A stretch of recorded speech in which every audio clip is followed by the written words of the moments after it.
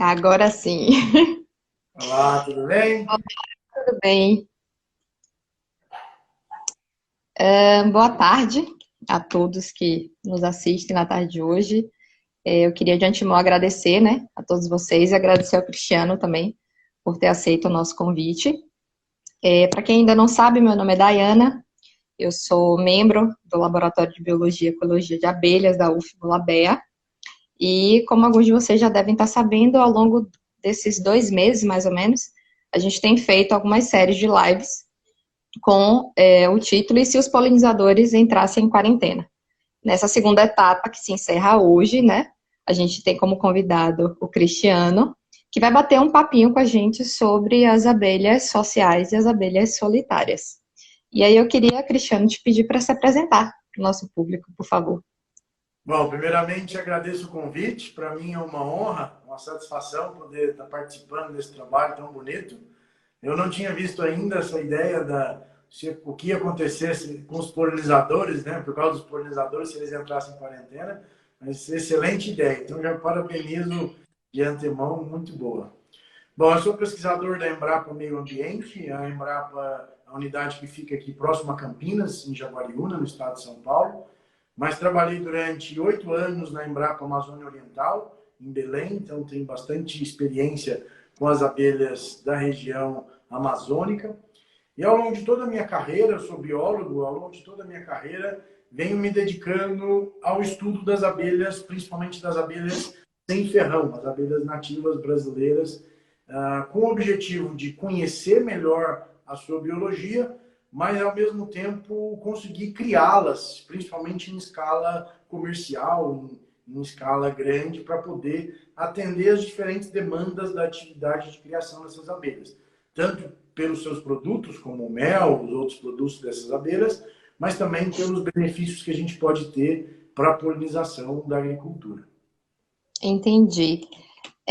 Cristiano, hoje o nosso tema, né? A gente tem como tema o manejo das abelhas sociais e solitárias para a polinização e de uma maneira um pouco mais específica em relação à agricultura, né? E aí eu queria primeiro que você explicasse para a gente o que vem a ser, então, as abelhas sociais e as solitárias, né? Quais são as diferenças entre esses grandes grupos?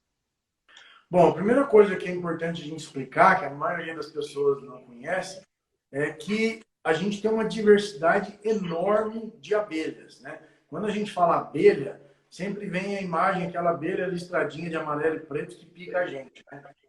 Que são as abelhas africanizadas, as abelhas europeias, que na verdade são exóticas ao nosso país. Elas não pertencem à fauna nativa original do nosso país. Só no Brasil, são cerca de 2.000 espécies conhecidas, né? Estima-se que sejam em torno de 3.000 ao todo, mas conhecidas em torno de 2.000. Então a gente tem uma diversidade enorme. E nem todas, na verdade, a minoria são sociais, ou seja, a maioria delas não formam colônias, elas vivem solitariamente. Você tem a fêmea, o macho, e elas se reproduzem e vivem como qualquer animal não social, né? Então a fêmea é responsável por construir os ninhos, por buscar alimento para a prole, e o macho geralmente tem a função reprodutiva. Nas abelhas sociais, a gente tem uma organização diferente, em que você tem entre as fêmeas as castas não reprodutivas, que são as operárias, e a rainha, que é a fêmea reprodutiva, e os machos, que são os indivíduos masculinos reprodutivos, né? E as operárias têm a função de buscar alimento, de fazer a defesa, de construir o ninho, enquanto a rainha é responsável pela reprodução. Entendi. Você falou um pouco dessa diversidade, né? A gente tem ideia de mais de 20.000 espécies, né? Que já foram descritas das abelhas. Em relação a esse percentual, a gente tem mais abelhas sociais, mais abelhas solitárias. Falando aqui, em relação ao Brasil, qual é o percentual em média? No Brasil e no mundo é mais ou menos o mesmo percentual, menos de 5% das espécies são eusociais, verdadeiramente sociais, que são essas que têm esse comportamento social mais avançado, mais complexo, né, sociedades mais estruturadas. E a gente tem 95%, ou um pouco mais até, de espécies que são solitárias. Mas entre as solitárias também é importante deixar claro que existem diversos níveis de comportamento social. Então não temos só esses dois extremos, super social e super solitário. Existem várias espécies nesse meio do caminho que têm comportamento, às vezes, comunal, ou seja, várias fêmeas compartilham o mesmo ninho, mas cada uma é independente, constrói a sua própria célula de cria, coloca os seus próprios ovos. Em outras espécies existe uma sociedade inicial, alguma fêmea se reproduz mais do que a outra, então começa a ter um tipo de socialidade um pouco mais interativo. Então existem vários níveis de socialidade. Mas de uma forma geral, mais de 95% das espécies, tanto no Brasil quanto no restante do mundo, são solitárias. Entendi. Pensando um pouquinho no modelo que a gente tem de agricultura, né? Que é extensiva, geralmente monocultivos.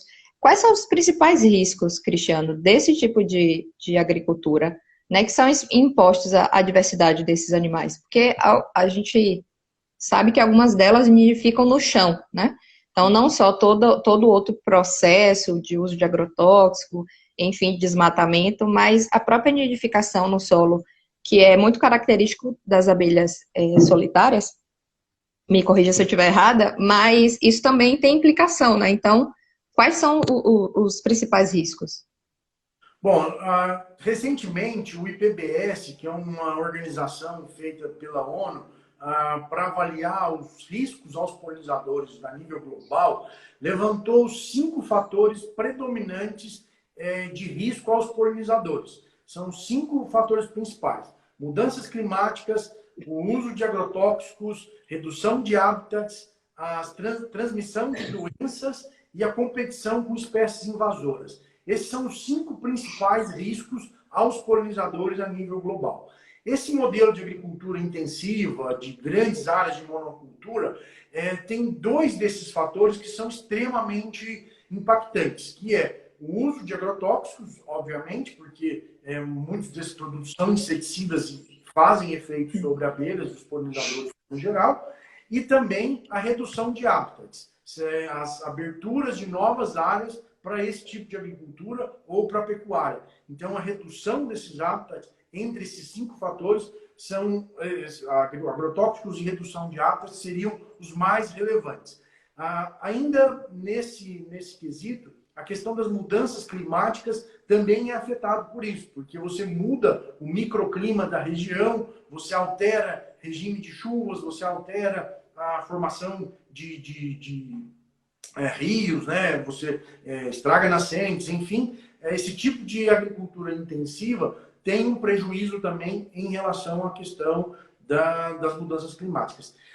Porém, também tem 2 outros fatores que não estão diretamente relacionados à agricultura intensiva, mas em relação também ao manejo das abelhas que a gente vê hoje no mundo. Então, um deles é a transmissão de doenças, então é um fator importante. Então, a apicultura que leva abelhas de um continente para outro, de um país para outro, ou produtos das abelhas de um país para outro, pode transmitir doenças. Isso tem acontecido e provocado problemas. E também a questão da competição com espécies invasoras. Como a gente falou, a Apis mellifera, né, a abelha africana, é uma espécie exótica e representa um impacto para os polinizadores nativos, né? Sim, a gente até comentou aqui em uma das nossas lives, a gente abordou o tema das espécies, né, invasoras e as problemáticas que isso traz. Se o pessoal que está ao vivo aqui não viu, depois dá uma olhada, que a gente comentou um pouquinho sobre isso. Cristiano. Deixa eu só trazer uma complementação à vontade. A questão de quão impactantes são esses 2 fatores para os polinizadores. Então, é muito bom nesse tipo de discussão a gente trazer um pouquinho de dados, né? Para não ficar uma discussão simplesmente de minha opinião e tal, né? Então, eu trouxe um dado bastante interessante sobre o quanto que isso tem impactado na população de abelhas nativas e também na população de abelhas manejadas, criadas, né? Então, de 2013 a 2017, teve um levantamento feito por uma campanha do SOS, do Sem Abelhas, Sem Alimentos, que eles criaram um aplicativo que chamava BeAlert, em que criadores de abelhas relatavam quando alguma abelha morria, colocavam nesse aplicativo. Então, de 2013 a 2017, eles contabilizaram 20 mil colmeias que foram mortas por agrotóxicos, ou seja, que foram claramente perdidas. É um número muito representativo, representa, obviamente, não é tão grande quando a gente olha o plantel de abelhas que a gente tem, são mais ou menos 2 milhões de colmeias que a gente tem hoje, então é um número relativamente pequeno, perto de tudo que a gente tem, mas é um número importante. Isso daqui tem uma concentração regional, especialmente em alguns estados que tiveram esse alto índice. Mas tem um outro dado que eu gostei de levantar outro dia, que era o quanto que o desmatamento também impacta em relação à população de abelhas. Então, nesse mesmo período, 2013 a 2017, foram desmatados 32 mil quilômetros quadrados de área de vegetação nativa, principalmente na Amazônia, mas isso contabilizando toda a área de desmatamento do país. Isso representa 3,2 milhões de hectares perdidos, né, de vegetação nativa. Sim. Se a gente considerar uma estimativa baixa de 2 colmeias por hectare, nós perdemos nesse período 6,4 milhões de colmeias por causa do desmatamento. Isso sem falar nas abelhas solitárias que viviam no chão, nesse ambiente, nesse habitat. Então, quando a gente pensa sobre os impactos, né, e pensa principalmente quer pensar em soluções para que isso diminua, melhore, a gente tem que olhar com muito cuidado se a gente está efetivamente batendo de frente com os problemas ou colocando uma peneira sobre o sol, né? Eu acho que isso é muito importante. E o desmatamento, a gente é uma coisa que preocupa muito, porque a gente vê nos últimos anos um aumento preocupante nesses índices. Para você ter uma ideia, só para finalizar esse assunto, somente nesse ano, em 2020, no primeiro semestre, foram 3 mil quilômetros quadrados de vegetação nativa perdida. Isso significa 600 mil colônias de abelhas nativas mortas pelo desmatamento. Então, a gente precisa realmente tomar providências importantes em relação a isso para a conservação. E essas áreas que estão sendo desmatadas predominantemente para a agricultura intensiva, principalmente soja e também para a pecuária. Então, é uma prática que a gente precisa realmente melhorar. Não, sem dúvida. Muito obrigada pelas informações. A gente, às vezes, acaba ficando um pouco restrito a esse tipo de informação a jornal, e a gente sabe que tem um certo viés, né, nessas informações. E é complicado, é muito complicado. É um processo, né, que é integrado, não só as abelhas ali que a gente está vendo, mas tudo que está por trás. A gente tem a questão da água, a gente tem a questão do solo, a gente tem a questão do agrotóxico, então é uma série de fatores realmente que implica na manutenção e na sobrevivência dessas abelhas e na diversidade delas, né? E assim, tomando um gancho dessas suas informações, como é que a gente pensa então em práticas de manejo agrícola que sejam amigáveis a esses polinizadores, né? Que possa não só garantir a permanência, a manutenção desses animais nas áreas de cultivo e também no entorno, né, nas áreas naturais, porque a gente sabe da importância dessas áreas para a agricultura também, que são fonte de alimento, de local de reprodução dessas abelhas. Então, como pensar, Cristiano, em uma prática de manejo que seja amigável? Bom, como eu mostrei nesses dois exemplos, né, em relação à questão dos agrotóxicos e a questão dos habitats nativos, acho que isso dá uma boa dica sobre o que a gente precisa Não fazer fazer. com a agricultura. Obviamente, esses fatores eles são diferentes em cada região. Então, por exemplo, na região sul, você quase não tem mais desmatamento hoje. Por quê? Porque já teve um desmatamento muito intensivo. Hoje a gente vê, na verdade, uma ampliação das áreas de habitat natural. Há um processo de recomposição de áreas de habitat natural. Então, nessa região, os agrotóxicos são um problema mais relevante do que o desmatamento. Em outras regiões, o desmatamento, na Amazônia, por exemplo, o desmatamento é muito mais relevante do que os pesticidas propriamente.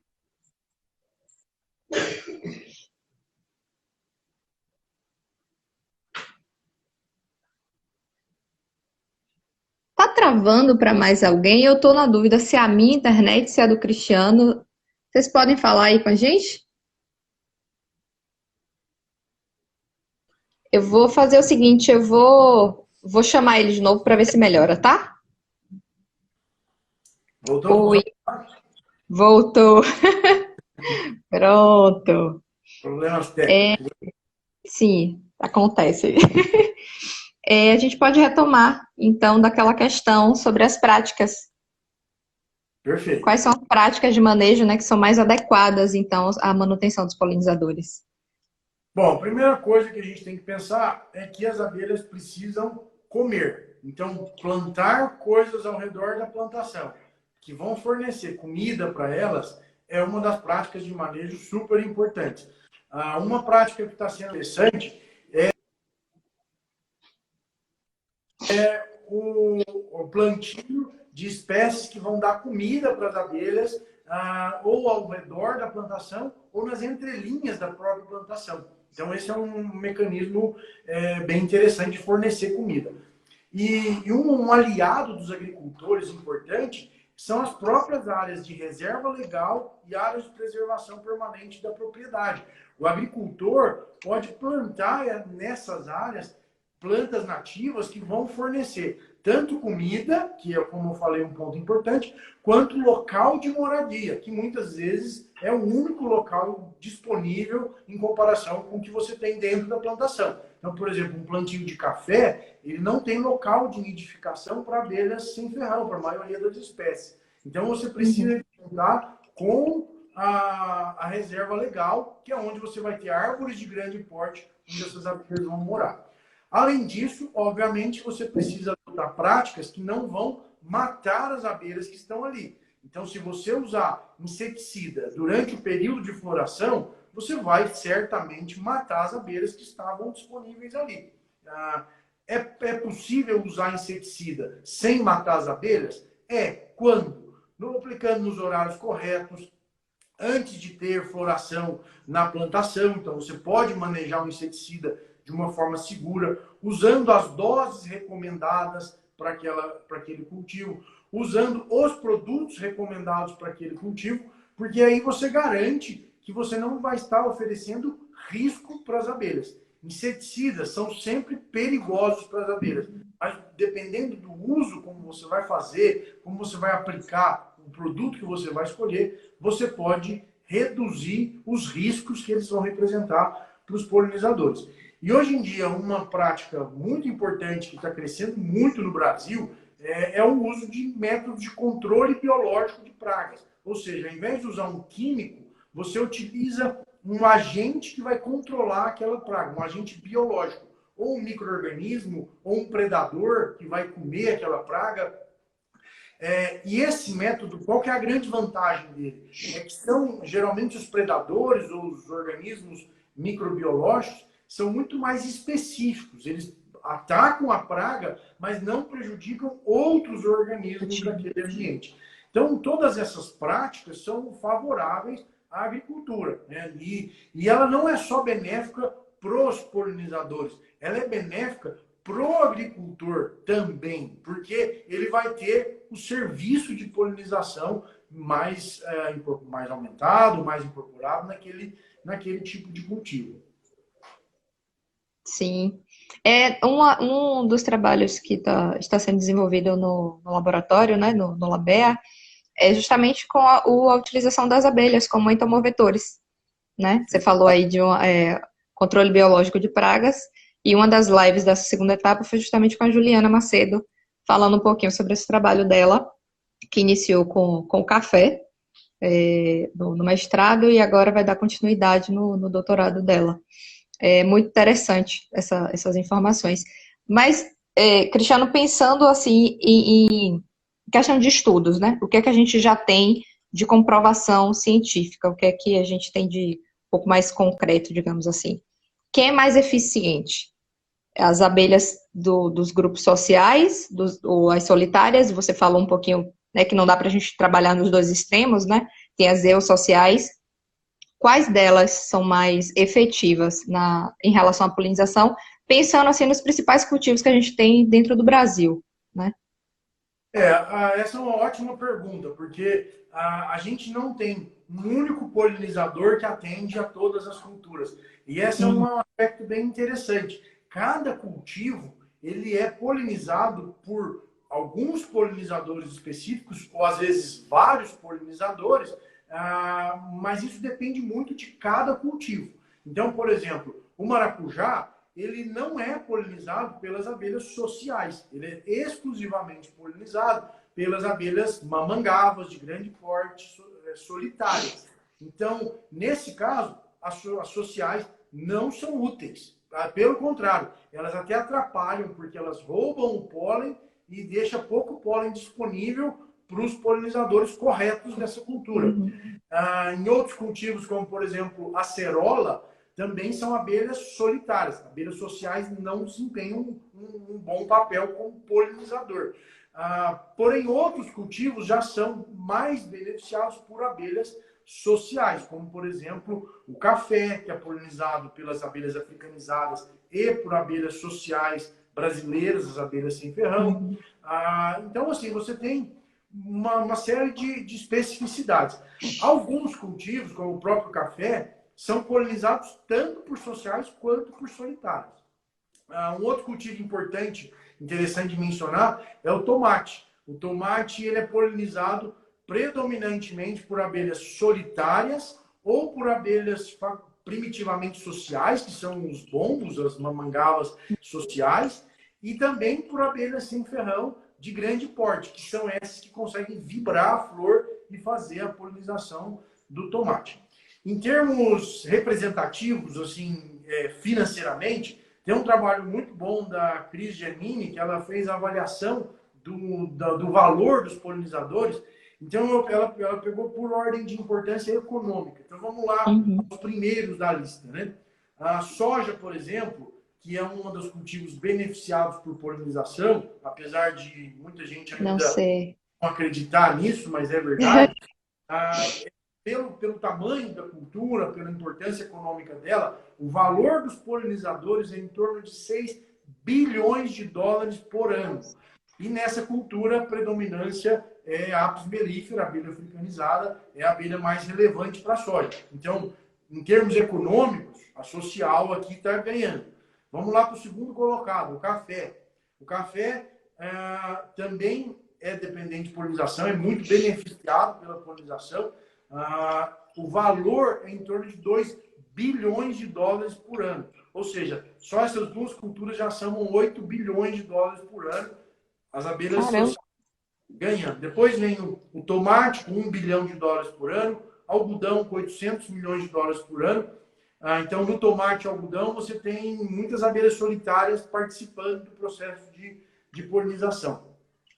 Aí tem uma outra que é importante, que não é nenhuma abelha, nem social, nem solitária, que é o cacau. É polinizado por umas mosquitas pequenininhas, um valor de 500 milhões de dólares por ano.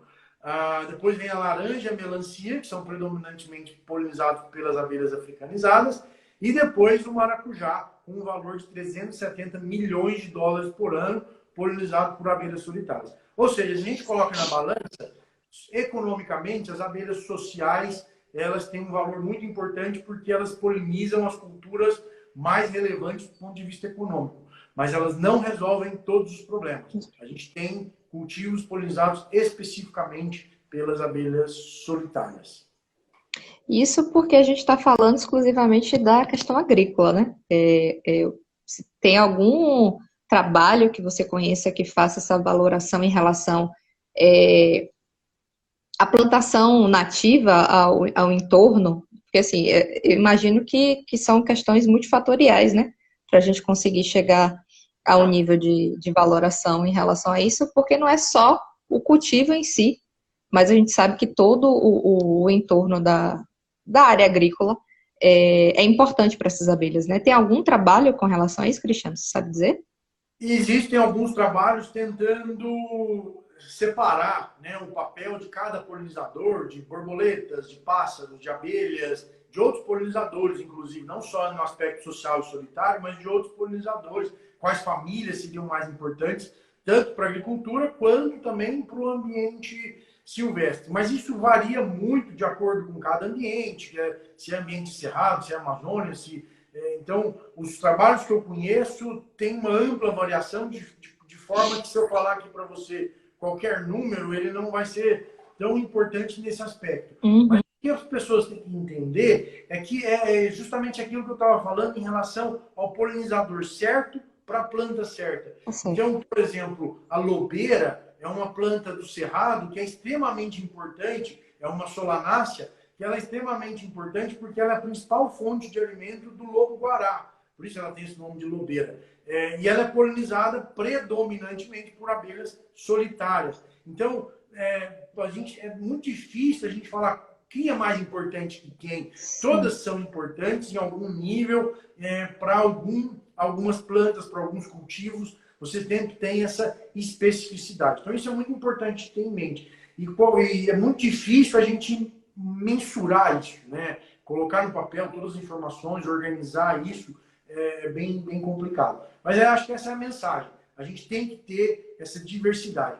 E uma coisa muito bacana que está saindo recentemente, em vários estudos têm mostrado essa mesma direção, é que na maioria dos cultivos agrícolas, e para plantas silvestres também vai ser assim, a diversidade de polinizadores é extremamente importante para você ter boa produtividade.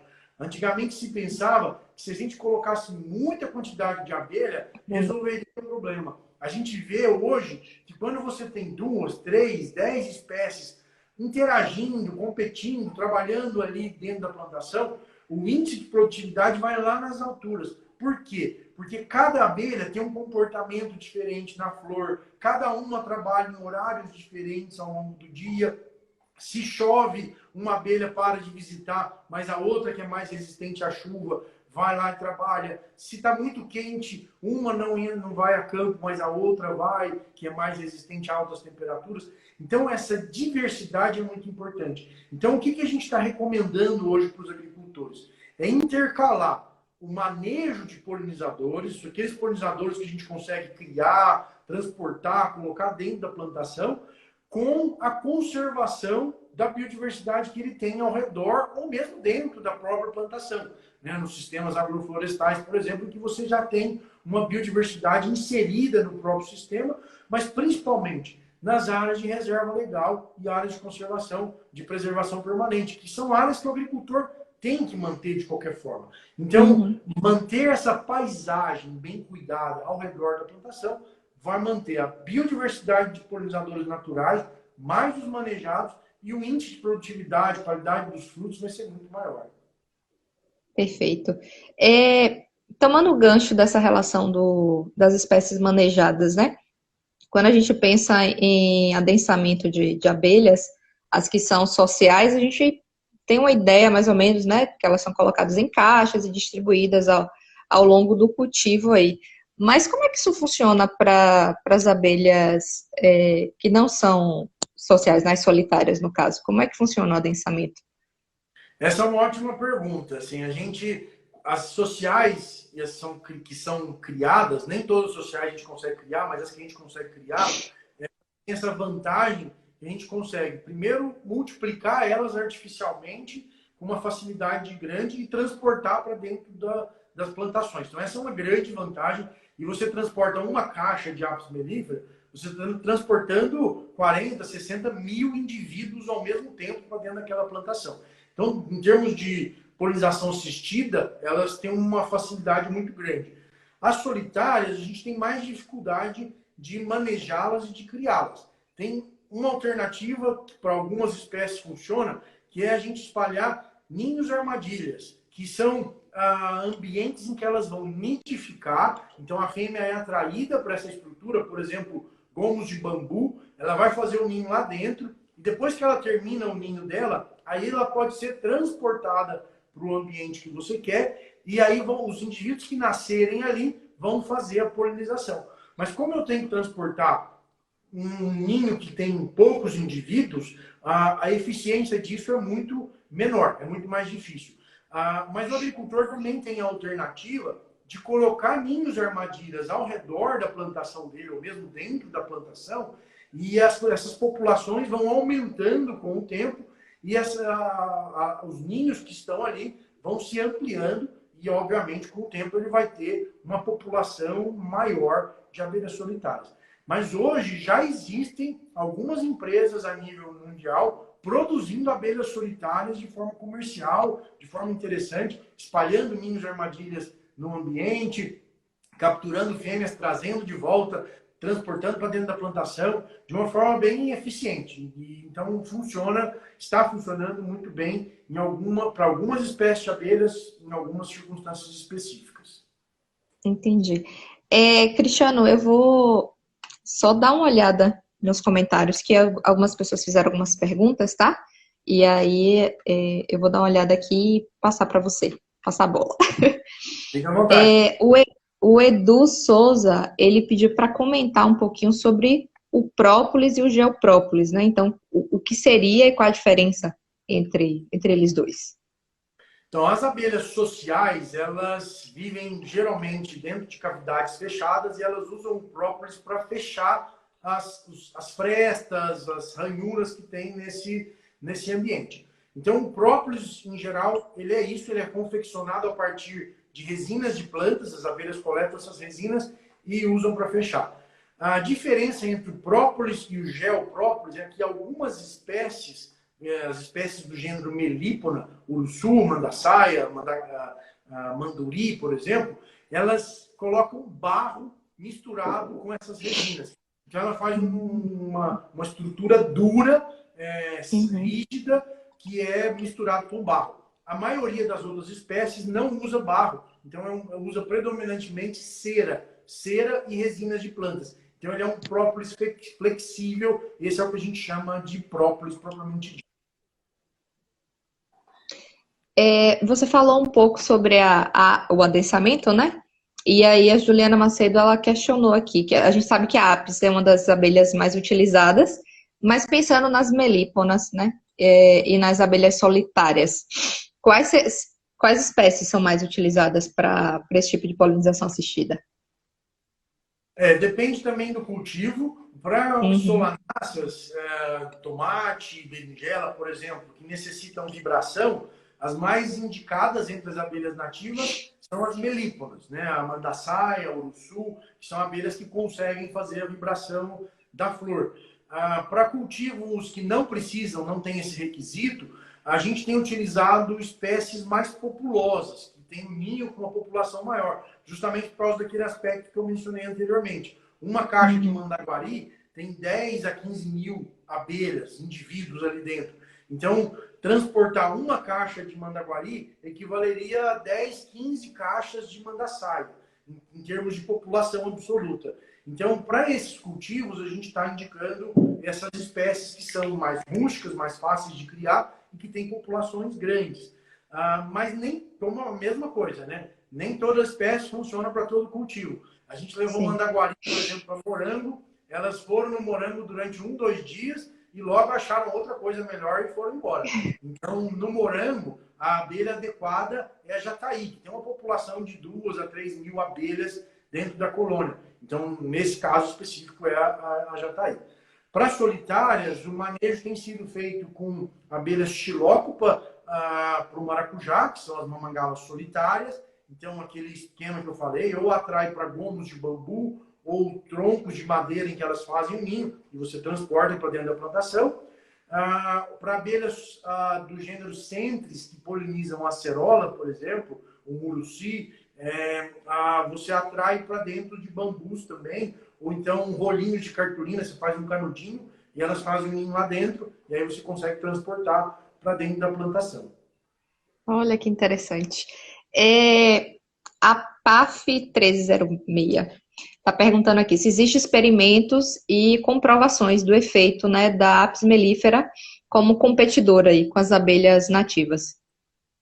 Olha, esse foi um estudo muito investigado, assim, foi um assunto muito investigado ao longo da história, porque todo mundo queria saber qual era o efeito, se o efeito era extremamente drástico, não tão drástico, em que circunstância que é.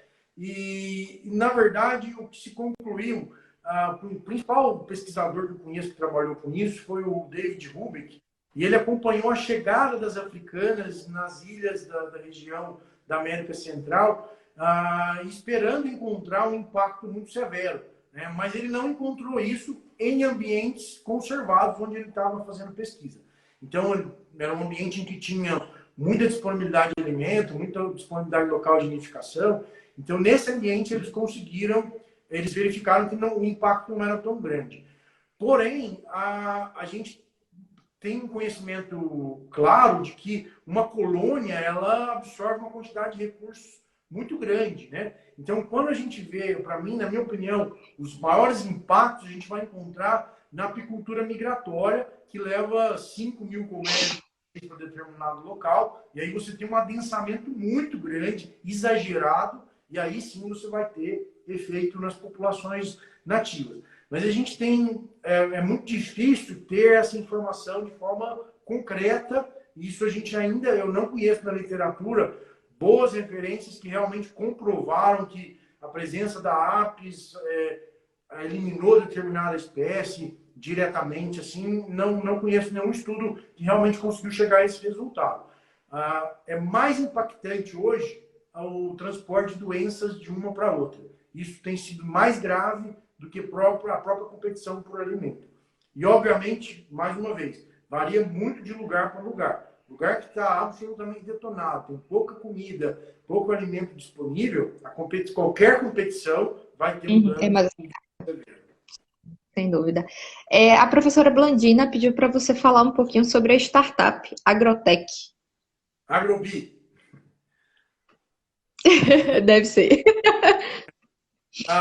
Bom, a Agrobi foi uma startup que surgiu aqui no interior de São Paulo com o objetivo de ligar os agricultores que precisam de abelhas com os criadores de abelhas que têm colônias disponíveis para ligar. A gente brinca que é o Uber das abelhas, né? Eles fazem essa conexão entre os dois lados, né? É uma startup nova, eles estão no mercado há 2 anos, estão tendo resultados incríveis, principalmente com café, que é a cultura que eles estão trabalhando mais, mas eles estão expandindo para outras culturas também. Então, é uma forma, uma ideia boa para ligar mesmo o agricultor com os criadores de abelhas e favorecer os dois lados, né? Um lado precisa do outro e muitas vezes eles estavam distantes, às vezes até brigando entre si. E, na verdade, um precisa do outro. Tanto o agricultor pode oferecer alimento e área para a produção de mel, quanto o agricultor vai se beneficiar da polinização, do serviço de polinização que aqueles polinizadores vão fazer para aquele cultivo. Entendi.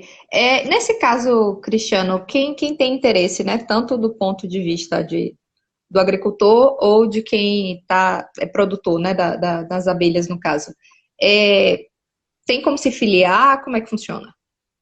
Você coloca tanto o agricultor quanto quem tem abelhas para oferecer, se inscreve na plataforma deles. Eles têm uma plataforma digital, é um aplicativo que funciona até no celular, ou mesmo por contato telefônico.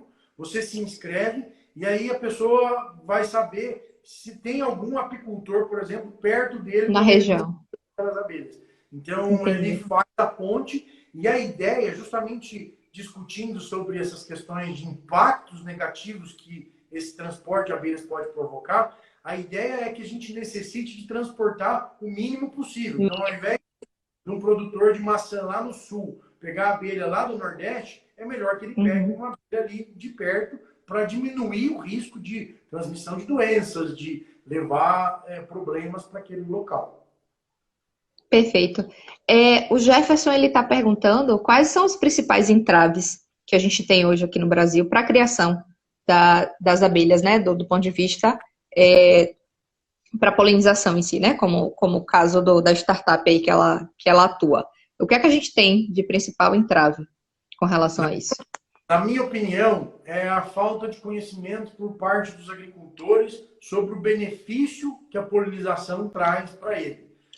Os cultivos que são extremamente dependentes, como maracujá, maçã, melão, melancia, por exemplo, que se você não tem produção, se não tiver abelhas, os agricultores já se convenceram. Mas para os outros cultivos que conseguem produzir, mesmo sem ter abelhas, é muito difícil convencê-los de que eles vão produzir mais quando eles têm abelhas. No café a gente está vendo isso. Nenhum cafeicultor acredita na gente quando a gente vai conversar com eles. Eles falam, café não precisa de polinização. Realmente, eles têm razão. Café não precisa de polinização. Você produz café sem polinização, principalmente café arábica, né? Mas quando você coloca mais abelhas, você aumenta a produção. Alguns produtores estão aumentando mais que 50% a produtividade. 50%. Então, qual o caminho que a gente está trabalhando? É mostrar na prática. Coloca a abelha num pedacinho da plantação e testa. O agricultor vai ver com os próprios olhos que ali vai produzir mais do que no restante.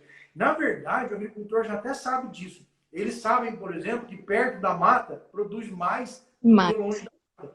Por que será? Porque ali tem mais abelha, mais polinizador. E até mesmo o forrageamento, né? Tem uma distância limite, então a parte que está um pouco mais próxima da borda ali da região onde tem mata, necessariamente as abelhas vão percorrer um espaço, uma distância menor, né? Então é natural. Eles podem até não saber o porquê, mas eles sabem na prática que ali é maior. Você falou do café aí, a gente tem alguns trabalhos desenvolvidos no Labea com relação a isso. Inclusive o meu trabalho de conclusão de curso foi com café e abordava justamente a efetividade, né? A gente queria saber o quão efetivo a apis é na polinização desse cultivo. Tem outras perguntinhas aqui. A Andrade, ela pergunta, né, quais são os efeitos para a cultura numa situação de saturação? Se a gente adensa demais, né, a região, o cultivo, quais os impactos que isso pode ocasionar? Além do ponto de vista financeiro, né? Você, na verdade, está dispondo de mais abelhas sem necessidade, você está pagando por isso, né? Mas do ponto de vista no cultivo em si, o que é que pode acontecer? Bom, em alguns casos pode acontecer de as abelhas removerem uma quantidade excessiva de pólen daquelas flores e deixar pouco pólen disponível para a polinização ser efetiva. Mas isso varia muito de caso para caso, tá? Eu estou contando esse caso com base, por exemplo, no que a gente vê para o açaí. O açaí ele tem as flores masculinas durante a parte da manhã e as flores femininas abrem na parte da tarde. E aí, se você tem um excesso de abelhas, elas vão remover todo o pólen disponível e você vai ter menos pólen à disposição para fazer a polinização, porque elas vão consumir aquele pólen, elas vão levar para casa, ele não vai estar disponível. Então, em alguns casos, você pode ter uma remoção excessiva disso. Acho que esse é o principal efeito negativo que um excesso de abelhas poderia provocar. Mas, na verdade, a gente tem pouca informação científica mesmo, técnica, que mediu isso, qual é o número certo. Isso, inclusive, é um aspecto que a gente não sabe muito bem, ainda para a maioria dos cultivos, qual é a densidade correta, qual a mistura de espécies adequada que a gente tem que fazer. Por enquanto, os parâmetros que a gente está usando é com base no que é feito para a maioria dos cultivos ao redor do mundo.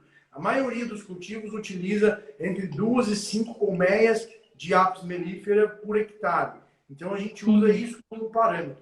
Mas, por exemplo, o café, que tem um boom de floração muito rápido, muito denso, a densidade pode ser até maior. Para morango, que você tem uma floração mais espalhada ao longo do tempo, um número de flores menor, com certeza a densidade pode ser menor. Então, isso também... Mas a gente tem poucos dados e é difícil de pesquisar isso. Não é um aspecto rápido. Então, ainda temos pouca informação técnica nesse sentido. De uma forma geral, é contexto dependente, então, né? Depende do tipo de abelha que você está adensando, depende do cultivo, né? A gente tem os aspectos biológicos aí, né? A parte floral toda associada. Eu lembro que no café a gente tinha a região toda da Chapada Diamantina tendo que percorrer várias fazendas e todas com a floração, né, máximo 3 dias. Então, realmente, a gente tem que pensar no modelo em específico que a gente está utilizando para avaliar, né? Eu imagino que seja isso. A Vida Meliponário está perguntando aqui, Cristiano, especificamente em relação à Embrapa. Quais são as experiências que a Embrapa tem com a reprodução de rainhas em laboratório, né? Aí ela pergunta, além dos Meliponini, se tem experiência com as solitárias. Está sendo feito algum tipo de trabalho com relação a isso? Olha, de manejo de solitárias, a gente tem uma pesquisadora muito boa na Embrapa de Manaus, a Embrapa Amazônia Ocidental, que é a Cristiane Krug, que trabalha especificamente com abelhas solitárias. Ela trabalhou com manejo de abelhas para polinização de castanha do Pará, por exemplo. Recentemente ela também estudou bastante o guaraná, camu-camu. Então, ela tem bastante experiência nessa parte de abelhas solitárias.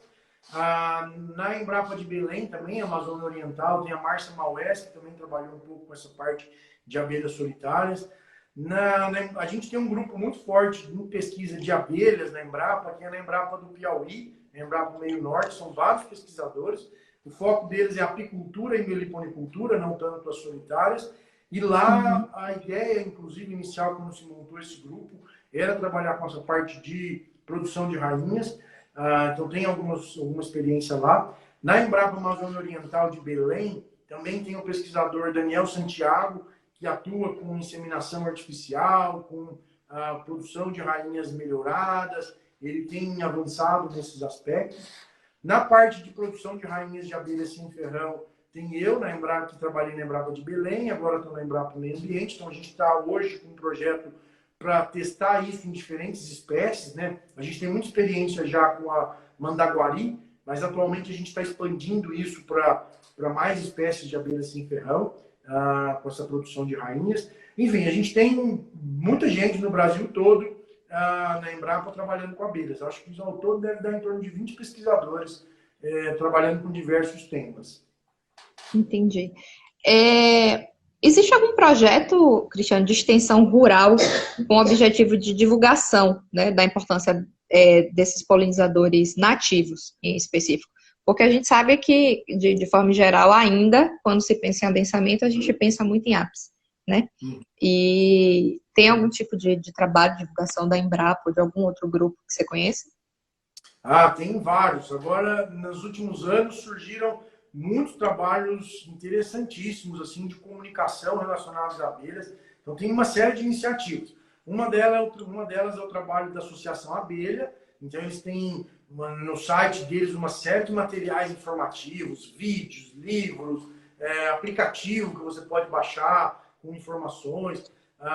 Eles têm ido a feiras grandes, produzido uma série de materiais. Eu acho que talvez seja a iniciativa que atinge maior número de pessoas, a iniciativa mais bem sucedida nessa direção. A gente tem outra iniciativa importante, que é o Sem Abelha, Sem Alimento, que mostra também a importância dessas abelhas e tem falado muito sobre os problemas relacionados aos agrotóxicos. Então, é uma iniciativa importante que tem alertado autoridades, alertado instituições. Dentro da Embrapa, a gente tem vários trabalhos relacionados a escolas. A gente teve um em Belém, um projeto grande em Belém. A gente recebia escolas para mostrar as abelhas sem ferrão. Isso também está sendo feito aqui na Embrapa Meio Ambiente. A gente tem um projeto interessante que chama SOS Abelhas, lá em São Paulo, em que o pessoal resgata abelhas em situações de risco, quando, por exemplo, um muro vai ser derrubado e tem uma jataí lá dentro. E eles também trabalham com essa parte de educação. É um trabalho maravilhoso. Em Curitiba, o de Curitiba é famoso, eles montaram nos parques, nas áreas públicas, meliponários para as pessoas terem contato com as abelhas no seu dia a dia ali. E foi um sucesso. Legal. São meliponários urbanos, mas que estão estimulando para que as pessoas conheçam, né? A maioria nunca imaginava que existia abelha sem ferrão. Então, com isso, cada vez mais as pessoas estão tendo contato. Mas eu poderia passar aqui a noite inteira listando bons exemplos nesse setor. Nós estamos realmente tendo avanços muito importantes. Hoje, dificilmente você conversa com uma pessoa que está absolutamente alheia aos assuntos da importância das abelhas. Hoje, acho que graças a Deus ouviu falar sobre isso. Que bom, isso é muito importante. Não só falar, né, a divulgação em si, mas, sobretudo, a compreensão, né? Entender realmente que não é um discurso da boca para fora. É uma lembrança importante. Há uns 15 dias atrás, mais ou menos, ou 15 ou 20 dias, teve um Globo Rural específico sobre isso, Sim, 14 minutos, uma reportagem enorme, falando só sobre a importância das abelhas, para a agricultura, as diferenças entre as espécies. Então, assim, acho que a gente está realmente conseguindo fazer essas informações chegarem para as pessoas. É um avanço muito importante. A gente lembra muito das coisas ruins, né? É bom também lembrar das coisas boas que estão sim. acontecendo. Sem dúvida. Só para fechar, Cristiano, você falou sobre a abelha, e aí um dos nossos participantes aqui questionou, né? Que a gente tinha realmente um aplicativo da abelha, que era fantástico, eu inclusive tinha no meu celular, e ele está dizendo que foi deletado. E aí ele queria saber por quê. Não tá mais disponível o aplicativo? Olha, eu não tinha essa informação. Até onde eu sabia, estava É, funcionando. eu também. Para mim Pode ter, também é novidade. pode ter tido algum problema operacional mesmo. Ah, eles estão reformulando todos os sites, a plataforma de comunicação. Talvez esteja envolvido também com essa questão de atualização. Mas eu não tenho certeza. Eu não estou bem informado sobre isso, mas certamente não vai sair do ar. Isso é Ah, ótimo. Que bom. certamente. Espero que com melhorias. É ótimo. Cristiano, eu queria te agradecer mais uma vez o nosso convite. Eu adorei a live. Queria dizer que eu fiz, inclusive, o curso que está disponível na Embrapa sobre meliponicultura. Acho que sim, Adorei, foi agora. ali que eu te conheci. Pois é, fiquei encantada, adorei. A gente tá tendo um trabalho também em relação a isso no Labea e foi ali que eu tive o primeiro contato. Então, eu queria agradecer, né? Que é uma forma também de divulgação esses cursos online. E agradecer pela tarde de hoje, adorei. Imagino que o pessoal que está nos assistindo também, né? E se você quiser falar algo mais, sinta-se à Obrigado. Eu que agradeço o primeiro convite, né? Acho que é uma grande oportunidade sempre de estar discutindo esses assuntos que são, além de tudo, nós somos apaixonados pelas abelhas, né? Então, vontade. tudo para a gente é um assunto gostoso de falar, gostoso de mostrar. E nós, como cientistas, temos uma responsabilidade de digerir um pouco da informação técnica, né? E passar isso para a população de uma forma também mais palpável, mais segura, mas principalmente, né, contribuindo para olhando para frente, né? A gente tem o desejo de que todos esses períodos difíceis em relação às abelhas fiquem melhores, esse período difícil em relação ao meio ambiente, a gente consiga superar isso e equilibrar melhor a balança. Hoje está desequilibrada, a gente precisa equilibrar. Nós somos inteligentes para isso, né? Temos que buscar alternativas melhores, enfim. E eu esqueci de comentar do nosso curso, né? A gente tem esse curso online de criação de abelha, que na verdade surpreendeu, porque a gente não imaginava que ia ter tanta gente. Até onde eu olhei, tinha mais de 23 mil pessoas inscritas. É um Olha negócio que aí. surpreendeu a nós mesmos, né? Então, eu fiquei muito feliz, assim, de estar tendo toda essa repercussão. E mais importante, né, como eu falei, fazendo as pessoas enxergarem, né, que elas podem fazer diferença ao consumir um alimento que tem uma origem, que tem uma agricultura mais saudável. A pessoa pode ter um jardim em casa que vai fornecer comida para as abelhas, ela pode criar as abelhas em casa, que é uma coisa Sim, ótima, né? Quem quiser aprender, vai lá e faz o nosso curso, é gratuito. exato. Então, assim, acho que é isso. Eu queria agradecer a oportunidade mesmo de estar discutindo isso. Peço desculpa pelos problemas técnicos, eu não sei o que foi que É, resolveu. Eu sei que eu liguei e sem desliguei. problema nenhum. Acontece. Acontece. Eu queria agradecer também ao pessoal que está aqui, né, até agora e pedir desculpa pelos problemas técnicos, mas realmente acontece, né? A gente também está num processo de aprendizado, né? Então, não tem culpados.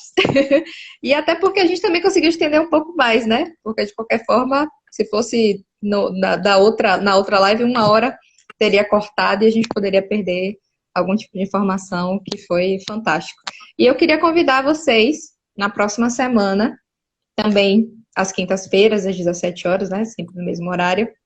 A gente vai começar a terceira etapa do nosso projeto, que é convidando as pessoas que realmente atuam, né? Não só A gente veio falando nessa segunda live, convidando pessoas, né, cientistas, principalmente a parte mais acadêmica, e agora a gente vai chamar as pessoas que estão do outro lado, atuando com a agricultura e permitindo, né, que essa diversidade de abelhas se mantenha. Eles também são parte fundamental em todo esse processo. Então, eu queria convidar vocês, na próxima semana a gente tem a live intitulada Mulheres na Cafeicultura Baiana, onde a Juliana Hipólito ela vai bater um papo com a Tadeane, que é uma produtora rural da Chapada Diamantina, tá? Então, Cristiano, sinta-se convidado também para na próxima semana estar aqui com a gente do outro lado, assistindo, tá bom? Muito Muito obrigado. obrigada, gente. Boa noite para vocês.